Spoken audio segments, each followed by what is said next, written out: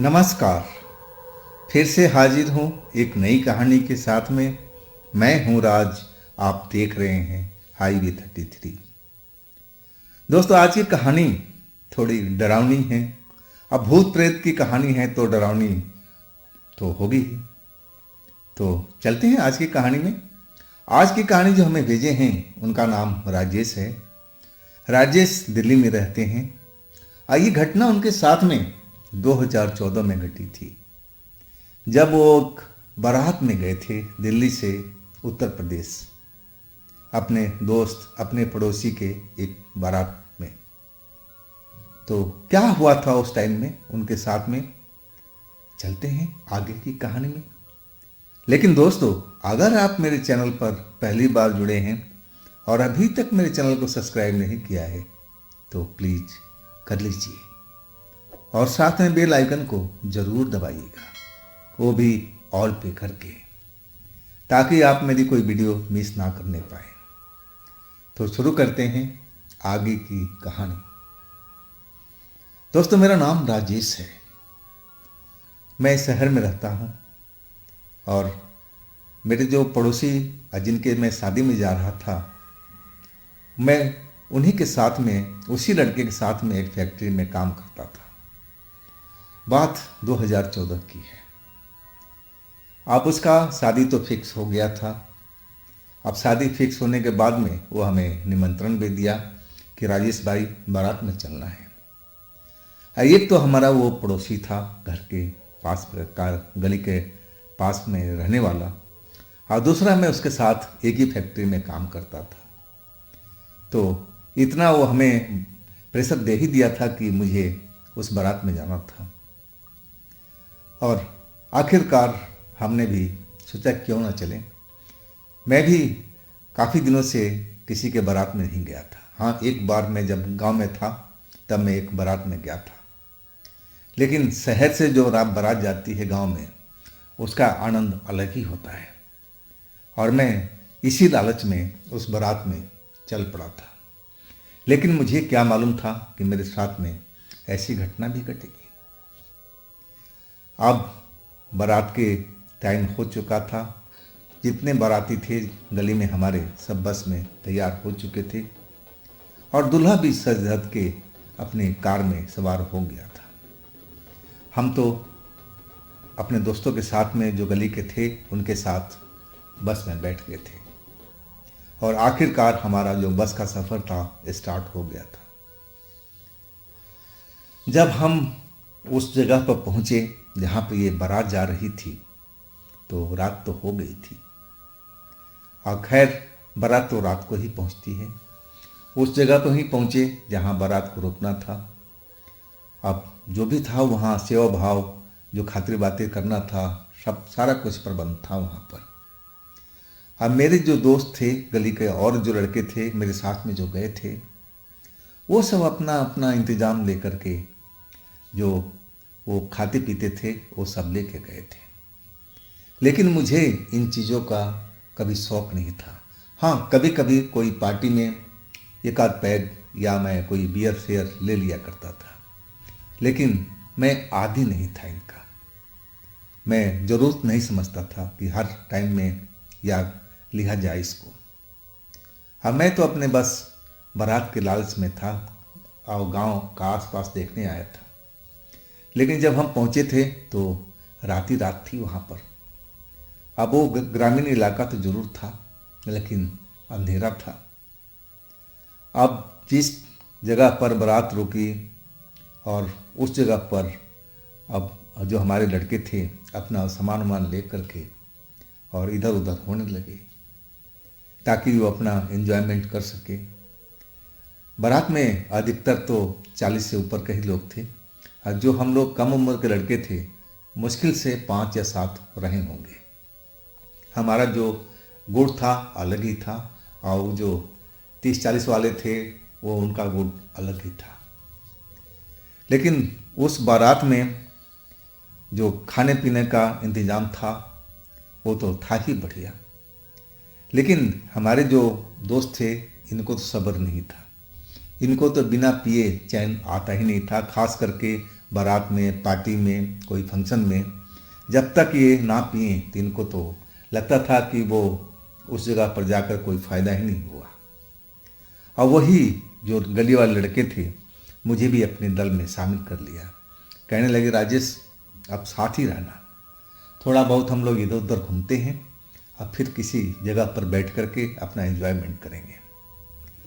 अब अंधेरी रात थी, जहाँ तक रोशनी वगैरह जा रही थी उधर हम लोग थोड़ा इधर से उधर घूमे, और आखिरकार एक खेत के पास में जहाँ पर ट्यूबवेल लगा हुआ था और वहाँ पर एक पेड़ भी था, और उसी जगह पर हमारे सारे दोस्त आकर के बैठ गए, जिनमें मैं भी था। वहाँ पानी का व्यवस्था था और इनके पास तो हर चीज़ था, अपने बैग में लेकर के चले हुए थे। लेकिन उनको नहीं मालूम था, ना मुझे मालूम था कि जिस जगह पर हम लोग बैठे हैं अगले पल क्या होने वाला है। हमें तो उस जगह पर भूल करके भी नहीं जाना था, लेकिन हमें बताने वाला भी तो नहीं था कि आप लोग इस जगह पर ना जाओ, ना बैठो, वहाँ कुछ खाना पीना मत करो, नहीं तो हम लोग जाते ही नहीं। अब रात का टाइम कौन बताने वाला होता है। आखिरकार हम लोग उस ट्यूबवेल के पास में और बैठ गए थे। अब वही लड़के अपना बैग खोल करके सब कुछ अपना तैयारी कर ली और बैग से चलने लगा। मुझे भी दिए, मैं मना करने लगा कि नहीं भाई, लेकिन लड़के जानते थे कि मैं कभी कभी पार्टी में लेता था, कभी कभी साल में 6 महीने में एक बार, तो आज भी कहने लगे कि भाई थोड़ा सा ले लें, अब तो ही साथ में हैं तो हमसे तो अलग क्यों जा रहे हो, थोड़ा ही ले लो। और वही मैंने थोड़ा सा ले लिया था गिलास में। अब कुछ टाइम तो बीत गया, वहाँ पर सब कुछ सामान्य सा चल रहा था, लड़के अपने बातचीत कर रहे थे, हंसी मजाक चल रही थी। और तभी जो ट्यूबवेल का छत था उसके ऊपर में कोई बैठी हुई थी, सफ़ेद कपड़ों में, आंखें लाल लाल दिखाई दे रही थी और उसके बाल हवा में उड़ रहे थे, और वो भी ट्यूबवेल के छत पर, जिसके आसपास में ना कोई सीढ़ी है, ना कोई ऊपर जाने का रास्ता है, ना कोई ऐसा साधन है कि उसके ऊपर में कोई जाकर के बिना साधन के और ऊपर छत पर चले जाए, और ऊंचा भी था। और निगाह मेरी ही पड़ी थी, बाकी लड़के तो अपने पीने खाने में, बातचीत करने में, हंसी मजाक करने में व्यस्त थे। अब मेरी ही निगाह पड़ गई थी।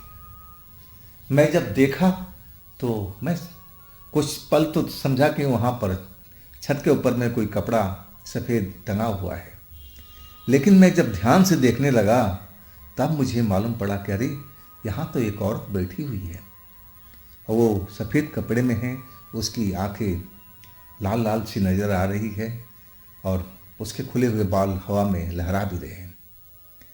हाँ, मैं भूत प्रेत को जानता ही नहीं था, न कभी पाला पड़ा था, तो मैंने कोई ज़्यादा डरा भी नहीं। हाँ, मैं अपने दोस्तों से कहा, अरे तुम ज़रा ऊपर देखना, ट्यूबवेल के छत के ऊपर में देखो एक औरत बैठी हुई नज़र आ रही है। सबकी निगाह उधर ही पड़ गई। अब जो लोग अपने हाथ में गिलास लिए थे, बातचीत कर रहे थे, और वो सब छोड़ करके उसी औरत की तरफ देखने लगे। आप तभी उनमें से एक बोला, अरे ये तो चुड़ैल है, चुड़ैल भागो यहाँ से। और तभी एक लड़का कहने लगा, अरे कोई चुड़ैल वुड़ैल नहीं होती है, सब डरने वाली बात होती है, मुझे तो लग रहा है ये सफ़ेद कपड़ा टंगा हुआ है और ये लहरा रहा है, तभी हम लोग को लग रहा है कि ऐसा है। अब उसको तो दारू चढ़ी हुई थी, लेकिन मैं अपने होश में था, मैं थोड़ा सा ही लिया था, ना मात्र का। अब मैं जब वाकई ध्यान से देखने लगा तो मुझे भी लगा कि जो औरत छत के ऊपर बैठी हुई है ये सामान्य औरत नहीं हो सकती। ये जैसे लोग कह रहे हैं, एक लड़का कह रहा है कि चुड़ैल है तो चुड़ैल ही होगी। और मैं भी कहा उन लड़कों से कि भाई चलो यहाँ से अपने सामान उठाओ, हम लोग बारात में चलते हैं। लेकिन कुछ जो लड़के थे अड़ गए थे, बोले नहीं ये सब खत्म करके चलेंगे, तुम लोग डरो नहीं, ये ऐसे ही है। अब अपना काम तो वो लोग दोबारा से स्टार्ट कर दिए थे। मेरी निगाहें उसी पर जमी रही। और तभी मैं देखा कि वो जिस जगह पर बैठी हुई थे उस जगह पर अब है नहीं, अब वहाँ से वो गायब हो चुकी थी। मैं बस उस पर निगाहें लगाए हुआ था। जैसे ही गायब हुई मैं अपने लड़कों से बोला कि भाई आप छत पर नहीं दिखाई दे रही है, मुझे तो लग रहा है कि जैसा ये भैया बोल रहा है कि चुड़ैल है तो चुड़ैल ही होगी, चलो यहाँ से हम लोग भागते हैं, बारात में चलते हैं। लेकिन वो लड़के फिर वही पीने खाने में, एक ने तो मुझे डांट भी दिया, अरे बैठो ना, कुछ नहीं है, कपड़ा था उड़ गया होगा, तुम क्यों डर रहे हो। और इतना ही कहना था उसका। तभी उन्हीं के बीच में जो झुंड में बैठे हुए थे, मैं तो अलग बैठा हुआ था, और उन्हीं के झुंड के पीछे में वही औरत खड़ी दिखाई दी। जैसे वो छत पर नजर आ रही थी सफ़ेद कपड़ों में, और लाल लाल आंखें, खुले हुए बाल, चेहरा भयानक साफ दिख रहा था। और जब उनके पीछे जाकर के खड़ी दिखाई देने लगी तो मेरी निगाह पड़ी पहले। अब मैं चिल्ला पड़ा कि अपने पीछे जाकर देखो देखो देखो। मैं इतना तेजी से चिल्ला रहा था कि वो लोग चौंक करके अब देखने लगे। और तब तक तो वो चुड़ैल ने, जो एक लड़का था जो उसके नज़दीक था, उसका वो गर्दन पकड़ लिया था। अब जैसे गर्दन उसका पकड़ा, उस लड़के की चीख निकल गई। इसके बाद तो भगदड़ सी मच गई थी। जो भी था जिधर भी अपना बचाव में भागना चाहा, भाग लिया। मैं भी भागा। अब वो जो लड़का वहाँ पर फंस गया था, जिसको वो चुड़ैल ने गर्दन पकड़ रखी थी, बेचारा चिल्लाता ही रह गया, मुझे छोड़ के कहाँ भागे जा रहे हो, मुझे बचाओ मुझे बचाओ। बहुत दर्दनाक आवाज़ में चीखे जा रहा था, चिल्ला रहा था। लेकिन हम कैसे क्या करें, हमें तो कुछ आता जाता था नहीं कि इस वक्त में क्या करना चाहिए कि वो हमारा साथी छूट जाए, वो चुड़ैल भाग जाए। कुछ भी मालूम नहीं था। बस जान बचाते हुए उस लड़के को छोड़ करके बारात में आ गए। और जैसे ही मैं बारात में पहुंचा, वहाँ पर एक बुजुर्ग थे, हमारी गली के थे, और वो पहले झाड़ फूँक का काम किया करते थे। मैं इतना तो मैं जानता था, उनके यहाँ लोग भी झाड़ फूँक करवाने के लिए आते थे। लेकिन मैं नहीं जानता था कि वो भूत प्रेत का भी जानकार हैं। और मैं उनसे जा कर के चिल्लाते हुए बोला, चाचा चाचा ऐसी बात हो गई है, वो देखो सामने जो ट्यूबवेल लाइट जल रही है ना, वहीं पर बात है। और जैसे ही वो मेरी बात सुने, आप उठ कर खड़े हो गए। उनके साथ जो भी लोग बैठे थे वो भी उठ कर के तैयार हो गए और कहने लगे चलो आगे। लेकिन मैं खुद डरा हुआ था। जो लड़के थे इधर उधर वो भी भागे हुए थे, और वो लड़का बेचारा उस जगह पर अकेले फंसा हुआ था। आखिरकार मुझे भी अब उनके साथ जाना पड़ा। जब हम उस जगह पर पहुँचे तो देखा वहाँ लड़का था ही नहीं, ना वो औरत थी जो चुड़ैल थी। अब हम उसके नाम लेकर के चिल्लाने लगे थे, वो लोग भी उसका नाम लेकर के चिल्लाने लगे थे। अब लड़का का कहीं अता पता नहीं चल रहा था कि आखिर कहाँ गया वो। अब सारे लोग इधर उधर खेतों में, जहाँ जहाँ उनको लग रहा था कि यहाँ होना चाहिए, चुड़ैल कहाँ लेके गई होगी, और पता नहीं चल रहा था। हर तरफ उसको ढूंढा गया और लेकिन वो मिल नहीं रहा था। ना जाने उसके साथ क्या हुआ, वो चुड़ैल उसको लेकर के कहाँ गई। और आखिरकार हम लोग निराश हो गए थे। अब मुझे लगा, उन लोगों को भी लगा कि लड़का कहीं गायब हो गया है। अब तो जो कुछ हो सकता है, अब सुबह ही हो सकता है, रात के अंधेरे में हम लोग क्या कर पाएंगे। और अनजान जगह, कुछ जानकारी नहीं। लेकिन जो झाड़ फूँक करने वाले थे वो एक जगह पर ट्यूबवेल के पास में बैठ गए, आलती पालती मार करके, और जैसे ध्यान में आ गए हों। आंखें बंद कर लिए अपना, और चुपचाप शांति से अब कुछ ध्यान में थे, कुछ सोच रहे थे। ऐसे ही 5-10 मिनट तक उनके साथ में रहा, बिल्कुल शांत से रहे वो, आंखें बंद करके। अब फिर उठ करके खड़े हो गए और फिर आगे आगे वो चलने लगे। इसके पीछे हम लोग चलने लगे। जाहिर सी बात है कि आखिर वो जा रहे हैं तो उनके पीछे चलना ही चाहिए। और चलते चलते हम लोग एक रोड के पास में पहुंच गए थे जो थोड़ी ही दूरी पर था। और वहाँ पर गड्ढा उड्ढा मिट्टी का खुदा हुआ था। और वहीं पर आकर के वो इधर उधर देखने लगे। और तभी अपने आप वो आवाज़ देने शुरू कर दिए लड़के का नाम ले करके। अब जब आवाज़ देना शुरू किया तो हम लोग भी आवाज़ देना शुरू कर दिए कि हो सकता है लड़का आसपास में ही हो। और तभी उन्हीं गड्ढों में से उसी लड़के की आवाज़ आई। घुटी घुटी सी आवाज़ थी कि मैं यहाँ पर हूँ, मुझे बचा लो, नहीं तो ये चुड़ैल मुझे मार देगी। जैसे ही आवाज़ का सोर्स का पता लगा तो हम तो बिल्कुल डर गए थे कि आखिर उस चुड़ैल ने कैसे इसको वहाँ से उठा करके इस जगह पर लाएगी, इसके साथ अभी तक इसने क्या किया होगा। डर का माहौल था। सारे जो लोग थे वो एकदम डरे हुए थे, लेकिन जो वो झाड़ फूक वाले बाबा थे वो बिल्कुल नहीं डरे थे। अब वो कहने लगे कि बेटा तुम घबराओ मत, मैं आ रहा हूँ नीचे, मैं तुम्हें इस जगह से बचा कर ले जाऊँगा, तुम बिल्कुल चिंता मत करो। हाँ, फिर वो उस गड्ढे के अंदर वो चले गए। और जब नीचे पहुँचे तब उन्होंने आवाज़ दिया कि सारे लोग आ जाओ, इस लड़के को ऊपर उठा कर लेके चलना है। जब हम लोग नीचे पहुँचे तो लड़का बिल्कुल सही सलामत था। हाँ, उसके खरोंचे गाल पर जैसे कोई नाखून वगैरह मार रखा है, कपड़े उसके फटे हुए थे। कहा जाए तो सिर्फ एक अंडरवियर छोड़ करके अब बाकी उसके जो भी कपड़े थे चिथड़े उड़े हुए थे। चेहरे पर भी जैसे कोई किसी ने नाखून मारा है, बाजू पर भी, उसके पैरों पर भी, हर जगह खरोच ही खरोच नजर आ रहा था। हाँ, उसको हम लोग सही सलामत नीचे से उठा करके ले आए। और वहाँ पर कोई भी चुड़ैल नहीं थी, ना वो औरत थी। अब उसको हम लोग ले करके सीधा बारात में आए थे। बारात में अब वो उपचार करने लगे थे, झाड़ फूक दोबारा करने लगे थे। अब जितने भी लोग थे सब यही देखने लगे कि आखिर इस लड़के के साथ में क्या हुआ। लेकिन हमने किसी को नहीं बताया, जो जानते थे वही जानते थे। हो गए थे सब और खुसर पुसर हर जगह चल रही थी कि आखिर इस लड़के के साथ में क्या हुआ। लेकिन वो लड़का बिल्कुल खामोश था, बस देख रहा था, बड़ी बड़ी अपनी आंखें फैला करके डरा हुआ था। लेकिन वो ना तो रो रहा था ना चीख रहा था, बिल्कुल शांत पड़ा हुआ था। और वो जो बाबा थे वो अपने झाड़ फूक में लगे हुए थे और इनका झाड़ फूक कुछ लंबा ही चला था।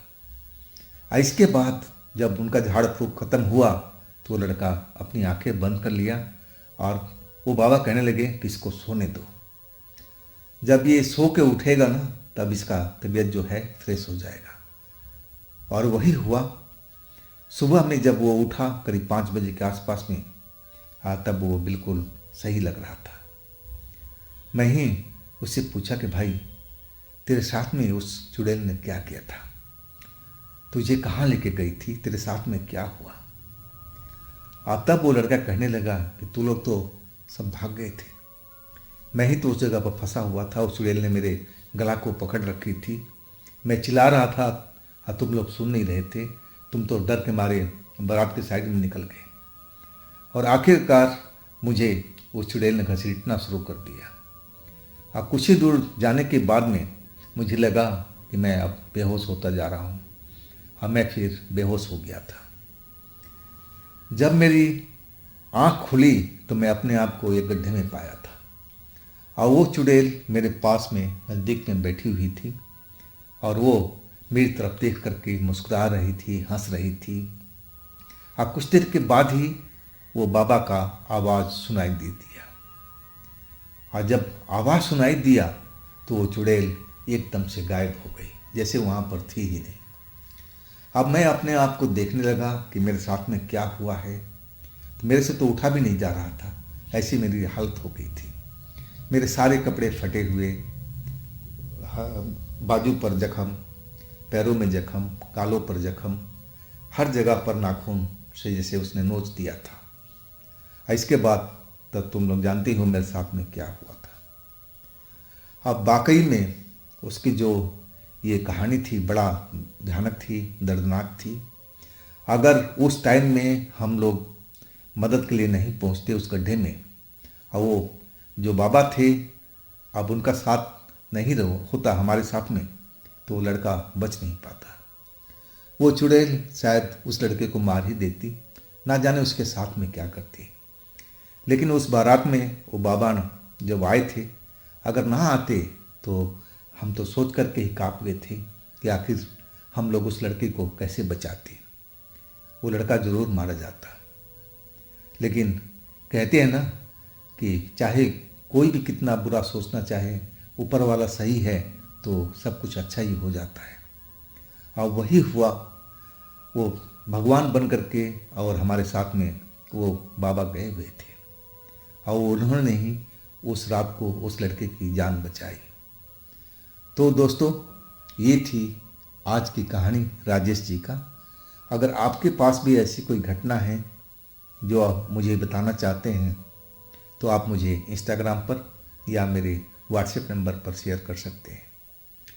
और दोस्तों, ये भी चैनल आप ही का है, तो इसको भी अपना प्यार दीजिए, लाइक कीजिए, सब्सक्राइब कीजिए, शेयर कीजिए। और फिर हम मिलते हैं अगले रोज़ एक नई कहानी में। आप लोग अपना ख्याल रखिएगा। नमस्कार।